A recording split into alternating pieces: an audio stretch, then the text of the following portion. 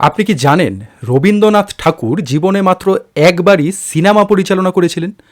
কবি, গীতিকার, নাট্যকার সব পরিচয়ের আড়ালে লুকিয়ে আছে এক আশ্চর্য চলচ্চিত্র পরিচালক রবীন্দ্রনাথও। আজ ফান্ডামেন্টাল অভ্রনীলে শুনুন সেই অবাক করা গল্প, যা জানলে আপনি সত্যিই সমৃদ্ধ হবেন। রবীন্দ্রনাথ ঠাকুর যে একমাত্র সিনেমাটি পরিচালনা করেছিলেন তার নাম নটির পূজা।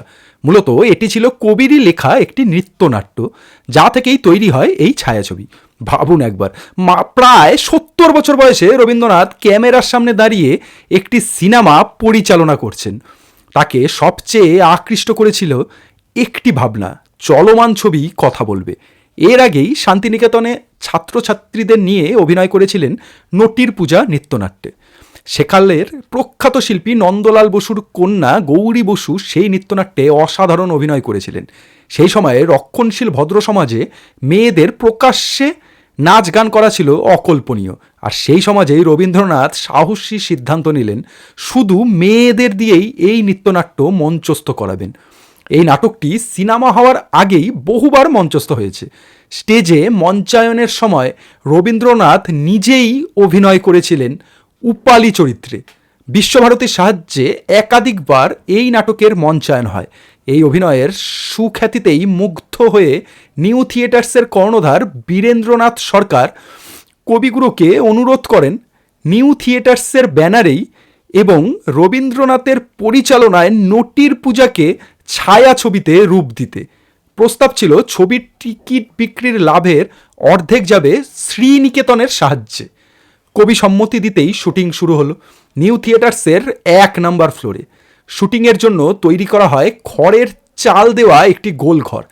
শুটিংয়ের ফাঁকে রবীন্দ্রনাথ এখানেই বিশ্রাম নিতেন।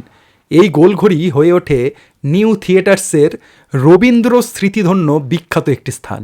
স্টুডিওর পরিবেশ দেখে কবি বলেছিলেন, এটা আমার দ্বিতীয় শান্তিনিকেতন। সময়টা তখন গ্রীষ্মকাল, এয়ার কন্ডিশনের তো কোনো ব্যবস্থা নেই, ফ্যানও চলতো না শুটিংয়ের সময়। প্রচণ্ড গরমে ক্লান্ত হয়ে কবি মাঝে মাঝেই বেরিয়ে যেতেন আম গাছের ছায়ায় বিশ্রাম নিতে। কবির কষ্টের কথা জানতে পেরে বিএন সরকার হুকুম দিলেন পুকুর পাড়েই চারিদিক খোলা হাওয়া খেলা একটি গোলাকৃতি ঘর বানাতে হবে। রাতারাতি তৈরি হলো খড়ের ছাউনি দেওয়া সেই বিশ্রাম ঘর। খবর উঠে গেল নিউ থিয়েটার্সে স্বয়ং রবীন্দ্রনাথ ঠাকুর সিনেমা পরিচালনা করছেন। অগণিত দর্শনার্থী ভিড় করলেন স্টুডিওয়। নিউ থিয়েটার্সের ২৫ জনের দল টানা ৫ দিনে শুটিংটি শেষ করলেন। নটির পূজা ধারণ করা হয় মুভি ক্যামেরায়। ক্যামেরাম্যান ছিলেন নিতিন বসু, সঙ্গে ইউসুফ মুলাজি।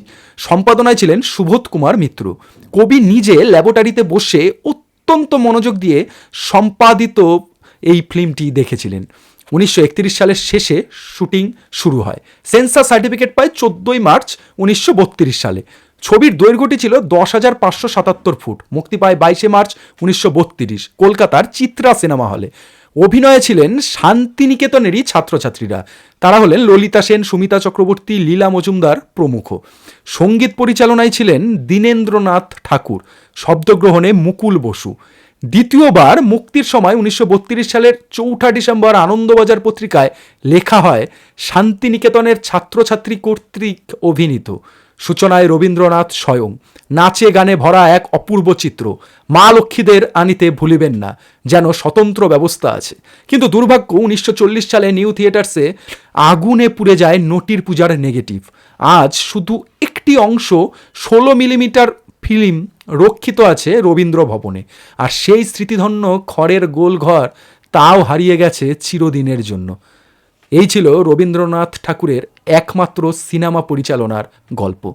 তবে যাওয়ার আগে আর একটা ফান্ডা আপনাদের একটু দিয়ে যাই। এই নটির পূজা সিনেমাটিতে একটি ছোট্ট চরিত্রে অভিনয় করেছিলেন এক অভিনেত্রী, যিনি পরে আমাদের কাছে অতি পরিচিত হন সত্যজিৎ রায়ের একটি ছবির মাধ্যমে। বলুন তো, কে সেই অভিনেত্রী? তার সম্পূর্ণ গল্প নিয়ে খুব শিগগিরই হাজির হব আরেকটি নতুন পর্বে। ততক্ষণের জন্য কমেন্ট করে আমাদের জানান কেমন লাগলো আজকের এই ভিডিও। নমস্কার, আমি অভ্রনীল। দেখা হচ্ছে নতুন আরেকটি ভিডিও নিয়ে। সঙ্গে থাকবে।